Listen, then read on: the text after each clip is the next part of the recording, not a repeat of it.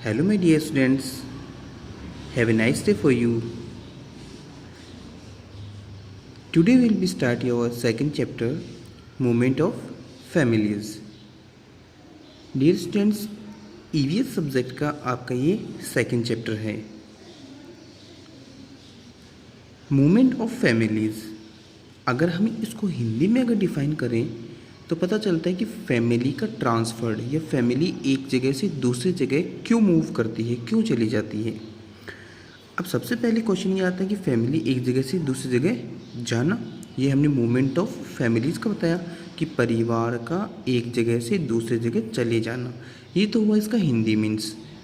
अब हिंदी मीन्स के साथ में ही हमारे सामने एक क्वेश्चन अराइज हुआ, क्यों चला जाता है एक परिवार अपनी जगह, अपनी ज़मीन, अपने घर, अपनी फैमिली या अपने गांव को छोड़ करके दूसरी जगह क्यों जाता है। सबसे पहले ये क्वेश्चन।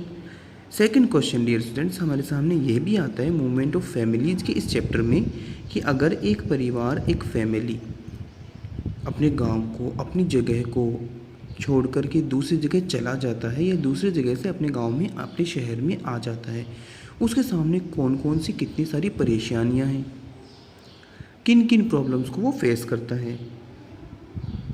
इन सब चीज़ों को आज इस चैप्टर में हम स्टडी करने वाले हैं। वो कारण जिनकी वजह से फैमिली एक जगह से दूसरी जगह ट्रांसफ़र्ड हो जाती है, किस वजह से एक फैमिली अपने गांव को छोड़ने पर मजबूर हो जाती है, क्या ऐसे कारण हैं जिनकी वजह से फैमिली को दूसरी जगह जा कर के रहना पड़ता है, खूब सारी परेशानियों को सामना करना पड़ता है, वो सारी चीज़ें आज हम इस चैप्टर में पढ़ने वाले हैं। इसीलिए डियर स्टूडेंट्स, आज इस चैप्टर का नाम, इस चैप्टर का टाइटल क्या रखा, मूवमेंट ऑफ फैमिलीज़, कि परिवार का एक जगह से दूसरी जगह चले जाना। Okay dear students, let's come with me and start this chapter, movement of families. Several families move from one palace to another, कि बहुत सारे परिवार ऐसे हैं जो एक जगह से दूसरी जगह मूव करते हैं। Bittu's family is one such family, Bittu का परिवार भी एक ऐसा परिवार है जो कहाँ, एक जगह से दूसरी जगह मूव कर चुका है, चला जा चुका है। देखते हैं। Bittu's family lived in A village, Bittu का परिवार गांव में रहता है। इट डिड एग्रीकल्चर, और वो वहाँ पर क्या काम करता है, खेती बाड़ी का, एग्रीकल्चर का काम करता है। Bittu's family faced starvation due to famine for 3 years continuously, और उनका परिवार, बिट्टू का जो परिवार है, फेस्ड स्टार्वेशन का मतलब भूखमरी का सामना कर रहा है, मतलब उनके परिवार में खाने के लिए खाना नहीं है। क्यों? Due to famine for 3 years continuously, 3 सालों से लगातार उनके गांव में अकाल है, जिसकी वजह से उनके पास में खाने के लिए भी उनके घर में नहीं है। दस इसलिए Bittu went to his nephew's village along with his family and his cattle too, जब उनके पास में खाने के लिए कुछ नहीं बचा तो बिट्टू का परिवार और बिट्टू ये सारे के सारे कहाँ चले गए, नेफ्यूज़ विलेज, अपने भतीजे के गांव के अंदर चले गए, और वहाँ पर जा कर के वो अपने किसके साथ में, फैमिली मेम्बर्स के साथ में, और अपने कैटल्स मतलब उसके पास जो गाय भैंस जो उसके जानवर थे ना, उनको सबको ले गया और अपने भतीजे के गाँव में रहने लग गया। There he got a house on rent, और वहाँ जा कर के उसने एक घर, एक मकान किराए पर लिया। Then started searching for some work, और उसके बाद में उसने काम की तलाश शुरू की। आफ्टर सम टाइम, कुछ समय बाद, आफ्टर सम टाइम कुछ समय बाद, ही गॉट वर्क, उसको कुछ काम भी मिला। So he live there only with only along with his family, जब उसको काम वहाँ पर मिल गया तो वो अपने परिवार के साथ में वहाँ रहने लग गया। It was not easy to live there, वहाँ पर रहना इतना आसान भी नहीं था। He started missing his village, उसे अपने गांव की बहुत याद आती थी।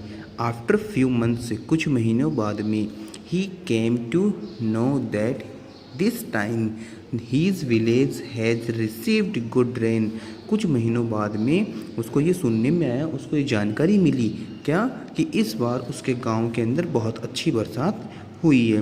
ओह what then, oh what then मतलब अब उसको और क्या चाहिए था, वो अपने गांव के अंदर फेमाइन अकाल की वजह से तो वो उतना परेशान हुआ था ना। अब जब उसके गांव के अंदर बरसात ही हो गई, क्या करेगा, वापस आएगा। He came back to his village with his family and cattle. वो अपने गांव वापस आ गया अपने परिवार और अपने मवेशी जो जानवर थे ना उनके साथ में। डियर स्टूडेंट्स, इस पूरे पैराग्राफ के अंदर एक चीज़ हमारे सामने क्लियर हुई। क्या चीज़ हमारे सामने क्लियर हुई कि जब बिट्टू की फैमिली के सामने जो प्रॉब्लम आई, उस प्रॉब्लम की वजह से बिट्टू की फैमिली क्या हुई, दूसरे गांव अपने नेफ्यू के गांव के अंदर चले गए और वहां पर जा कर के उनके पास में ना घर था, घर उन्होंने किराए पर लिया, ना काम था, बिट्टू को काम ढूंढना पड़ा। और उसके बाद में उन्होंने वहाँ पर कुछ महीने कुछ समय निकाला और उसके बाद में जब उसको पता चला कि उसके गांव के अंदर वापस से बरसात हो गई है, उसका आराम से जो एग्रीकल्चर वाला जो काम था वो वापस से अच्छे से शुरू हो सकता है, तो उसने क्या किया, अपने गांव के अंदर वापस से अपनी फैमिली को और अपने जानवरों को लेकर के आ गया। ये तो हुआ फर्स्ट टाइम ऑफ मूवमेंट, मतलब किस तरह से फर्स्ट टाइप ऑफ मूवमेंट कि फैमिली के सामने जो प्रॉब्लम आती है उसको फैमिली किस तरह से सॉल्व करती है और कैसे वो एक जगह से दूसरी जगह मूव करती है। तो फर्स्ट टाइप ऑफ मूवमेंट के अंदर हमारे सामने प्रॉब्लम आई किसकी, ऑक्यूपेशन की, रोजगार की। सेकंड जिसको हम बोल सकते हैं फैसिलिटी की, कि उनके पास में खाने के लिए नहीं था, तो आप इसको आप खाना भी बोल सकते हो, और साथ में उसके पास में रोजगार नहीं था। ये दोनों प्रॉब्लम्स को सॉल्व करने के लिए उसकी फैमिली मूव हुई। अब इसके अंदर कुछ क्वेश्चंस दे रखे हैं, देखिए उन क्वेश्चंस को भी हम यहाँ पर कुछ डिस्क्राइब करेंगे। What problems may Bittu have faced in new village? किस किस तरह की problems, What problems might Bittu have faced in the new village? नए गांव के अंदर बिट्टू के सामने कैसी कैसी प्रॉब्लम आई, उसको रहने की प्रॉब्लम आई, किराए पर घर लिया, फिर उसको काम धंधे की प्रॉब्लम आई कि उसको काम धंधा ढूंढना पड़ा। यस, ये प्रॉब्लम्स उसके सामने थी। If any family in your locality has gone to another place और come from another place, collect the following information about it, कि आपके परिवार के आसपास में अगर कोई ऐसा परिवार है जो बाहर से आया है या बाहर गया है तो उसकी इंफॉर्मेशन आप कलेक्ट करें। देखते हैं क्या। First, where has the family come from, where it gone to, क्या कहा इसने कि वो परिवार कहाँ से आया है या फिर कहाँ वो परिवार गया है। Due to what reason did it come and go, उसका कारण क्या है कि वो परिवार वहाँ गया या वहाँ से आया है, उसके पीछे रीज़न क्या है। How many members are there in the family, उसके फैमिली के अंदर मेम्बर्स कितने थे, जो परिवार गया है या आया है ना उसके अंदर कितने मेम्बर थे। पीपल हु हेल्प देम, किन लोगों ने उनकी मदद की। अब नेक्स्ट एक और ऐसे ही कुछ पैराग्राफ, ये ऐसी एक सिचुएशन है जिसके अंदर हमें ये समझाया जा रहा है कि फैमिली मूव क्यों करती है। Sameer, who had a small family including his wife, a son and a daughter, worked in village on daily wages. Sameer जो है वो अपने परिवार के साथ थे और उसके परिवार में क्या है, उसकी वाइफ है, उसका एक बेटा है, उसकी एक बेटी है और वो काम करता है विलेज गांव के अंदर। डेली वेजेस का मतलब जो डेली रोजाना जो मेहनताना होता है या रोजाना की जो मजदूरी होती है ना उसके हिसाब से वो काम करता है। His son was studying in class 12, और उसका जो बेटा है वो 12th क्लास में स्टडी करता है। देखो मेहनत मजदूरी करके भी ये अपने बेटे को सीनियर के अंदर पढ़ा चुका है। This is good things, this is good thing कि मेहनत और मजदूरी करने के बाद में भी ये अपनी बेटे को पढ़ा रहा है। और साथ में देखो डॉटर इन 9th क्लास, और इसकी बेटी क्या है 9th क्लास में है। ये एक और अच्छी बड़ी बात है कि ये अपने बेटे और बेटी दोनों बच्चों को अच्छे से स्टडी करवा रहे हैं। When his son passed his board examination, जब इसके बेटे ने इसकी board examination 12th pass out की, he had to send him from the village to get higher education, तो वो उसे अब गांव से बाहर भेजना चाहता था। send him from the village कि गांव से बाहर भेजना चाहता था एक अच्छी एजुकेशन के लिए। देखिए अब पहले वाले में था ऑक्यूपेशन कि काम धंधा नहीं था, और दूसरे वाले के अंदर एजुकेशन आ रहा है। मूवमेंट ऑफ फैमिलीज का सेकेंड टाइप। He thought मतलब अपने बेटे के बारे में, would have to stay there alone for studies, कि उसका बेटा वहाँ स्टडी के लिए alone अकेला रहेगा, and it would be more costly, जो बहुत ज़्यादा महंगा भी होगा।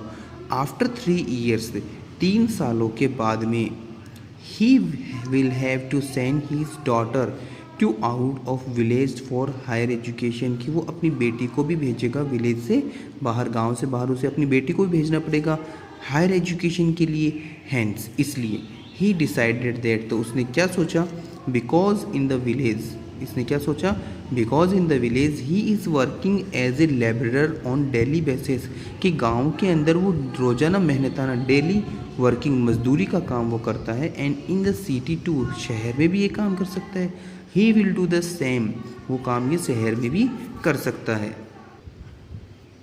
क्या कहा इसने कि जैसा काम वो शहर गांव में करता था ना वैसा काम वो शहर में भी कर सकता है। So he will get shifted there with his family, तो वो क्या हुआ, गांव से शहर की तरफ शिफ्ट हुआ, किसके साथ में, अपनी पूरी फैमिली के साथ में ही शिफ्ट हो गया। When he went there, जब वो वहाँ पर पहुँचा, he faced difficulty in getting house on rent, तो सबसे पहले उसके सामने क्या प्रॉब्लम आई कि उसके पास में वहाँ पर घर नहीं था, और घर का जो रेंट था वो भी बहुत ज़्यादा, due to high rent he had to take a room और ए रेंट इन सिटी।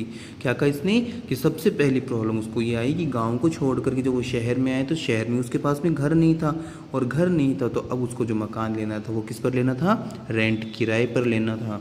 किराया कैसा, ड्यू टू हाई रेंट, बहुत ज़्यादा किराया होने की वजह से, he had to take a room, उसने सिर्फ एक ही कमरा लिया क्योंकि किराया बहुत ज़्यादा था। देखते हैं अब, His family had to live, sleep and cook in same room. देखो गांव के अंदर तो बहुत बड़ा खेत था या बहुत बड़ी ज़मीन थी, बहुत बड़ा मकान था, किचन अलग था, स्लीपिंग रूम अलग था, डाइनिंग रूम अलग था, खेलने के लिए जगह अलग थी, लेकिन यहाँ पर सब कुछ किराए का है ना, इसीलिए क्या है, his family had to live, sleep and cook in the same room, एक ही कमरे के अंदर रहना, खाना और पकाना होता था। हीज़ नेबरहुड, पहली बात तो रूम की प्रॉब्लम आई, अब एक ही रूम के अंदर रहना, खाना सब कुछ एक ही रूम में था, उसी में रहते थे, उसी में सोते थे और खाना भी उसी में बनाते थे।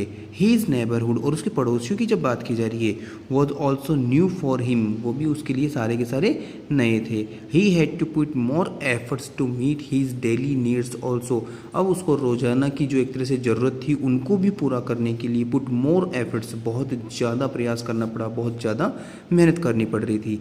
सिटी बीइंग कॉस्टलियर, और शहर जो होते हैं वो कैसे होते हैं आपको पता है, कॉस्टलियर का मतलब महंगे होते हैं। He worked in day as a labourer, दिन के अंदर वो एक मजदूर की तरह काम करता था, and as a security guard in the night, और रात के समय वो एक सिक्योरिटी गार्ड का भी काम करता था।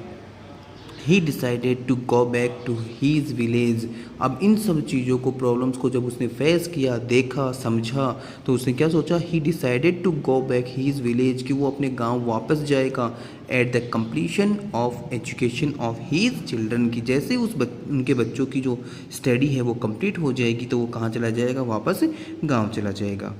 डियर स्टूडेंट्स, ये सेकंड अपना एक तरह से पैराग्राफ मान सकते हैं, सेकंड सिचुएशन मान सकते हैं, जिसके अंदर ये समझाया गया कि फैमिली मूव क्यों करती है। फर्स्ट वाले के अंदर थी ऑक्यूपेशन की प्रॉब्लम, काम धंधे की प्रॉब्लम, क्योंकि वो लोग खाने के लिए उनके पास में कुछ नहीं था, तो उसके अंदर जो बिट्टू की फैमिली को खाने की प्रॉब्लम थी, उसकी वजह से उनको अपना गांव छोड़ना पड़ा। सेकंड यहाँ समीर की फैमिली, तो इसने अपने बच्चों को अच्छी एजुकेशन दिलवाने के लिए इसने क्या किया, गांव छोड़ा था। तो ये दोनों अलग अलग टाइप की जो सिचुएशन थी हमारे सामने थी। अब इसमें आगे और भी देखते हैं क्या बता रखा है। You might have seen around you that some children have to leave their homes for higher education। Dear students, हम जिस शहर में, जिस डिस्ट्रिक्ट में रहते हैं, जिस ज़िले में हम रहते हैं, उस ज़िले की हम बात करते हैं या उस शहर की हम बात करते हैं, सीकर ज़िले की बात कर रहे हैं, यहाँ इसे एजुकेशन हब के नाम से जानते हैं। और आपने बहुत सारे बच्चों को, बहुत सारे स्टूडेंट्स को देखा होगा, you have might to seen around you, आपके आसपास में बहुत सारे ऐसे हैं, सम चिल्ड्रन जो क्या करते हैं, have to leave their homes for higher education, आपके आसपास में बहुत सारे ऐसे हॉस्टल में रहने वाले बच्चे हैं जिन्होंने अपने घर को लीव कर रखा है कुछ समय के लिए, किस चीज़ के लिए, एजुकेशन के लिए। They live in hostel and get a room और rent for their study at another palace, दूसरे जगह पर वो रह रहे हैं, रूम रेंट लेकर के रह रहे हैं, हॉस्टल में वो रह रहे हैं, किस लिए, ओनली फॉर स्टडी। देखते हैं इसके अंदर डू यू नो में क्या दे रखा है। Sometimes families have to move out of their native country, कि कई बार फैमिलीज़ को अपनी जो नेटिव देसी जो अपनी खुद की कंट्री होती है उसको भी छोड़ना पड़ता है। किस चीज़ के लिए? For educational, occupational and various other reason, और भी बहुत सारे ऐसे रीजन हैं जिनकी वजह से उनको अपने देश तक को छोड़ना पड़ता है, जिसके अंदर किसका नाम दिया सबसे पहले? एजुकेशन का, शिक्षा का, ऑक्यूपेशन अपनी जो मजदूरी है या फिर मान सकते हैं अपने व्यवसाय के लिए, अपने काम धंधे के लिए, और भी बहुत सारे ऐसे कारण हैं जिनकी वजह से उनको अपने देश तक को छोड़ना पड़ता है। नो मैटर, बिना किसी चिंता के, नो मैटर मतलब ये चीज़ उनके लिए कोई मैटर नहीं रखती, कोई मायने नहीं रखती है। वेयर दे रोम, कि कहाँ किस तरह से वो भटकते रहेंगे, घूमते रहेंगे उस काम की तलाश में, उस एजुकेशन की तलाश में। दे ऑलवेज नो दैट, वो सिर्फ एक ही चीज़ जानते हैं, they have a home to back, कि उनके पास में घर है वापस जाने के लिए, टू दियर फैमिली होम, जो उनका खुद का घर है। मतलब चारों तरफ घूम, शहरों गाँव से शहरों की तरफ चले जाते हैं तो वो लोग क्या सोचते हैं कि यहाँ पर उनको मेहनत करनी है, अपना काम कंप्लीट करना है, ऑक्यूपेशन एजुकेशन कंप्लीट करनी है और वापस कहाँ? गाँव जाना है। तो ये थॉट्स उनकी बनी रहती है। देखते हैं यहाँ पर क्या दिया। फ्रॉम योर फैमिली, आपके परिवार से, या अदर फैमिली अराउंड यू, आपके आसपास में जो है ना, who has gone out village city for education has come to your place from outside, कि आपके गांव से, आपके परिवार से या किसी और परिवार से ऐसे कौन से लोग हैं या कौन हैं ऐसे जो गांव में या शहरों में गए हैं एजुकेशन के लिए, अच्छी पढ़ाई के लिए। If you need to go out for studies, अगर आपको ज़रूरत पड़ जाए कि आप कहीं बाहर जाएं स्टडी के लिए, would think will you take along with you, तो आप क्या क्या चीज़ें अपने साथ में लेके जाएंगे। थर्ड क्वेश्चन में क्या दिया? If any one of your classmate, आपका कोई भी classmate is studying in A hostel, की जो कहाँ? हॉस्टल के अंदर रह करके स्टडी करता है, कलेक्ट इन्फॉर्मेशन अबाउट हिम, तो उसके लिए इंफॉर्मेशन, उसके बारे में जानकारी आप कलेक्ट करें। Number 4, what are the works that hostellers have to do themselves, hostel में रहने वाले जो बच्चे हैं या हॉस्टल में रहने वाले जो स्टूडेंट्स हैं वो किस किस तरह का क्या क्या काम करते हैं। What are the reasons for which people move from one palace to another place, क्या कहा इसने? वॉट आर द रीजन्स, क्या कारण होता है कि लोग एक जगह से दूसरी जगह मूव करते हैं।